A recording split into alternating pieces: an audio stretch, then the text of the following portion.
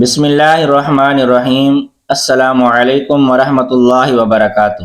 معزز سامعین و ناظرین، بزرگان دین کے فرامین ہمارے لیے زندگی کے کثیر شعبہ جات میں رہنمائی مہیا کرتے ہیں۔ ان نفوس قدسیہ کی طویل زندگیاں دنیا کے نشیب و فراز سے گزری اور دینداری سے واقفیت بھی بیتی ہوتی ہے، اس لیے ان کے فرامین بھی سالہ سال کے تجربات کا نچوڑ ہوتے ہیں۔ آج کی اس ویڈیو میں حضور غوث اعظم رحمۃ اللہ علیہ کے 4 فرامین بیان کیے جائیں گے۔ ناظرین، حضور غوث پاک رحمۃ اللہ علیہ ارشاد فرماتے ہیں کہ لوگ 4 طرح کے ہوتے ہیں۔ ایک وہ جن کے پاس نہ زبان ہوتی ہے جس کے ساتھ حکمت کی باتیں کر سکیں، اور نہ ہی دل جو علم و معرفت اور اسرار الہی کا محل ہو۔ ایسے عامی، غافل اور ذلیل شخص کی اللہ تبارک و تعالیٰ کے یہاں کوئی قدر و منزلت نہیں۔ ایسے لوگ تو بھوسے کی مانند ہیں، ان کی صحبت سے بچنا لازم ہے۔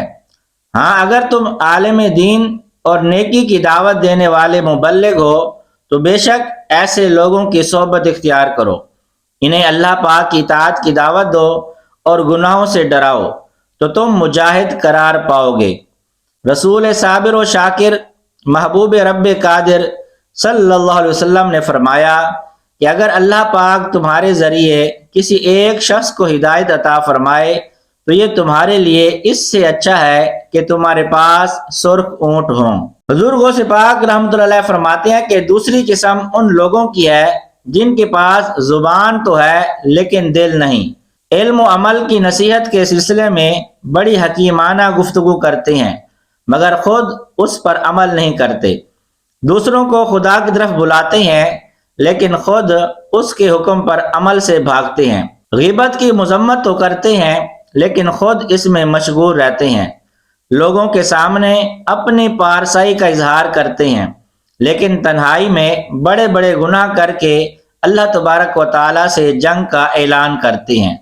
ایسے لوگ در حقیقت انسانی لباس میں ملبوس بھیڑیے ہیں، ایسوں سے دور بھاگو اور ان کے شر سے اللہ تبارک و تعالیٰ کی پناہ طلب کرو۔ تیسری قسم ایسے لوگوں کی ہے جن کے دل تو ہیں لیکن زبانیں نہیں، یعنی ان کے دل علم و عرفان کے انوار سے روشن ہیں لیکن وہ ان کی تشریح کے مجاز نہیں بلکہ منہ پر خاموشی کا تالا لگا ہوا ہے تاکہ لوگوں کے اختلاط اور ان سے گفتگو سے محفوظ رہیں۔ یہ ایماندار لوگ ہیں، اللہ تبارک و تعالیٰ نے انہیں مخلوق سے چھپا رکھا ہے اور ان پر پردہ ڈال دیا ہے۔ اللہ تبارک و تعالیٰ نے انہیں ان کے نفس کے عیوب سے آگاہ فرما دیا ہے اور ریا کی باریکیوں سے آگاہ کرتے ہوئے ان کے دلوں کو روشن کر دیا ہے۔ انہیں یقین ہو چکا ہے کہ خاموشی اور گوشہ نشینی میں ہی سلامتی ہے۔ ایسے لوگوں کی صحبت اور خدمت کو لازم پکڑ لو، اللہ تبارک و تعالیٰ تمہیں بھی اپنے نیک لوگوں میں شامل فرما لے گا۔ پھر حضور غوث پاک رحمۃ اللہ علیہ فرماتے ہیں کہ چوتھی قسم ان لوگوں کی ہے جن کے پاس زبان اور دل دونوں موجود ہیں۔ ایسے لوگ اللہ تبارک و تعالیٰ اور اس کی نشانیوں سے واقف ہوتے ہیں۔ اللہ تبارک و تعالیٰ نے انہیں ان رازوں پر آگاہ فرمایا ہے جو دوسرے لوگوں سے پوشیدہ ہیں اور انہیں انبیاء و مرسلین کا جانشین ہونے کا مرتبہ حاصل ہے۔ ان حضرات کو وہ بلند و بالا مقام حاصل ہے جس سے اوپر صرف مقام نبوت ہے۔ میں نے انسانوں کی 4 قسمیں تمہارے سامنے بیان کر دی ہیں، اگر تم صاحب فکر و نظر ہو تو ان میں غور کرو۔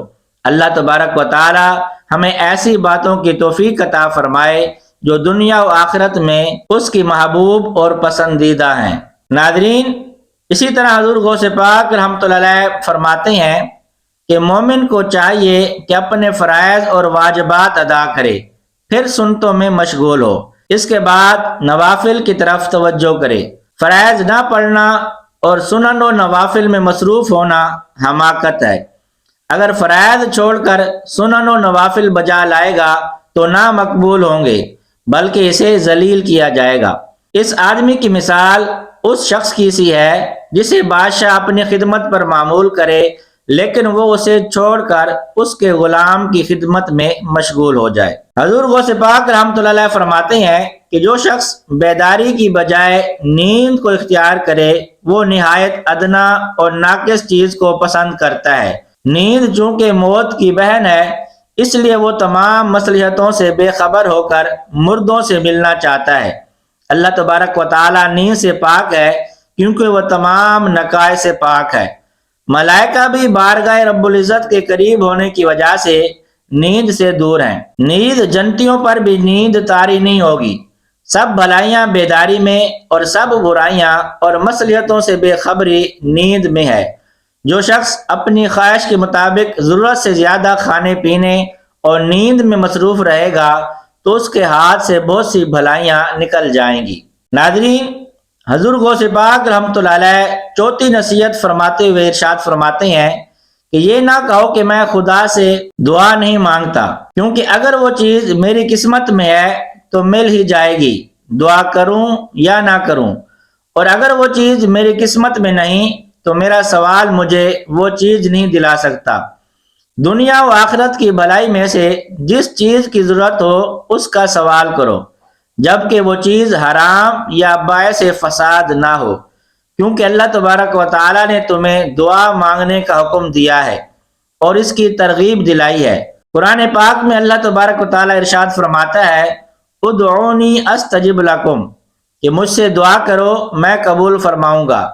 اسی طرح ایک اور مقام پر ارشاد فرمایا وَاسْأَلُوا اللَّهَ مِن فَضْلِهِ، اور اللہ سے اس کا فضل مانگو۔